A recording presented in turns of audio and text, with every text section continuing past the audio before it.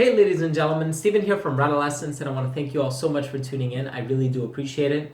Carlos is by my side once more. Hello, my friends. And today we are very excited to be reviewing for you, actually a fragrance that you've already reviewed on your channel. So I want to thank you once again for being on my channel talking about this one. And this one is a 2015 release, and it's by Narciso Rodriguez, and it's called Narciso Rodriguez Bleu Noir for him. And it was the subscriber's choice. It actually was, yeah. I had a subscriber reach out to me and he asked if I would so kindly review this one on my channel. And it recently occurred to me that I had this one for a while now, and for some reason I never reviewed it. I'm always like that. It happens. I buy fragrances all the time, and then I get home and I'm like, I can't wait to review this one, and somebody else will review it, or maybe I'll just forget totally about it and I never end up doing my review of it. But I'm happy to do this review, and you know what? I'm also going to attach a giveaway to this video for a 5 ml decant of both of these bottles, so make sure to stay tuned until the very end so you know how to enter the draw.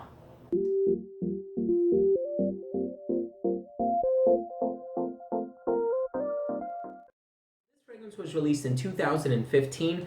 I can't believe that it took so many years for them to come out with a flanker of this one, because the original came out way back in 2007. Yes. So the perfumer behind this one is Sonia Constant, and this is done by Francis Crookjohn. Francis Crookjohn, great perfumer, celebrity perfumer. He has his own line of scents. He's responsible for Le Male and Mr. Burberry and many, many other fragrances. Now, this one has a markedly different note breakdown. The original was all about this note of violet. A lot of people say it smells like wet concrete. wet concrete or petrichor, or like a rainy day. And this one is much heavy, or I should say this one is focused on the notes of musk. Cardamom is the most concentrated note according to user votes online. It has cedarwood, vetiver, ebony wood, among other notes, but those are the ones that people talk about the most. I didn't give that one a stellar review. Right. I have to maybe question myself, perhaps, because it actually smells kind of decent on the paper. I get a very strong woody, cedary, and spicy woody vibe from that. Yep. Perhaps on skin it doesn't come across, because we all know a lot of times that it smells different on paper than to skin. And yeah. I don't remember smelling it that good. I actually gave my bottle away when I did that review. Oh, that's interesting. I was so impressed. Yeah. Well, if I can be totally honest with you as well, this is one that I've owned for a number of years now. I think I even shot my review of this one several years back when I was still sitting on my bed in my mother's room. That was way back when. And this one I absolutely adore. I think it's a great scent. It's very unique. It's abstract. It's avant-garde. It's different, but it's edgy. This one has the edginess of the original, utilizing totally different notes, different perfumer, of course, but there isn't something about this one that I could say I like as much as the original. Yeah. It's different, and I like the cardamom. It makes it just slightly powdery, ever so slightly, and I like the musky, woodsy, spicy, peppery component that you were talking about as well. I definitely pick up on that, but I'm just not as big of a fan of this one as I am of this one. If I had to choose one or the other, I would definitely go with the original, personally. So. Absolutely. I remember I found myself in a Macy's in Florida, and I was doing a little bit of shopping with my wife and my father-in-law, and we were walking around Macy's, and my wife really liked Decadence by Marc Jacobs, so I picked that up for her. And it was, I remember seeing this one behind the counter, and I'm like, you know... Oh, I love Decadence. I love the handbag. Yes. I hate that bottle. It's so stupid. It's pretty tacky. Yeah. I really don't like that bottle. I think it's cool. It's an iconic look, but, you know... Because that fragrance could be unisex a little bit. It could be, yeah. But no guy's going to go out and buy a handbag bottle. I know. Chain and all. I know. And you know what's funny? Recently, people have been posting online that they have seen that bottle at like TJ Maxx and Marshalls. Yeah. Wow. So I'm surprised. I would keep an eye out. For Marc Jacobs stand up there, right? I think a lot of fragrances wind up in bargain bins, not so much because they're bad fragrances per se, but maybe they produce too much, or maybe they over anticipated what they were going to sell, but not that they're necessarily bad fragrances. Because if you search, you can find some really fabulous fragrances like that one. Yeah, and I think I could be totally wrong on this, but by law, you're not allowed to sell a product that's X amount of months old. Okay, makes sense. So usually like 6 months, I believe, is the cutoff point. So wow, that's quick. Yeah, so if something has been sitting around for longer than 6 months, they just... I cut you off like I usually do. You were saying that you were in Florida. Oh, yeah, right. So I was See? in Florida and we were walking around and I'm like, I really want to buy a fragrance. I didn't know what I wanted to buy. And that was right around the time when I purchased 1 million Privé. But I tried a bunch of stuff that they had in stock, and this was one of the fragrances I saw behind the counter. And I saw it, I smelled it, I thought about it, and I was like, no, I don't think so. And I waited until it was found in Even discounters. cheaper? Yeah. So I'm kind of glad I waited because I'm not a huge fan of it. As a collector, I'm happy to have it in my collection. And I do think it's a really nice scent. If you are a fan of cardamom and musk and some of these other more spicy and woodsy aromatic notes, I think you might actually genuinely enjoy it, but I don't think it holds a candle to the original. Agreed. Would you happen to remember, I know it's been a long time, but would you happen to remember what you got in terms of performance? I don't.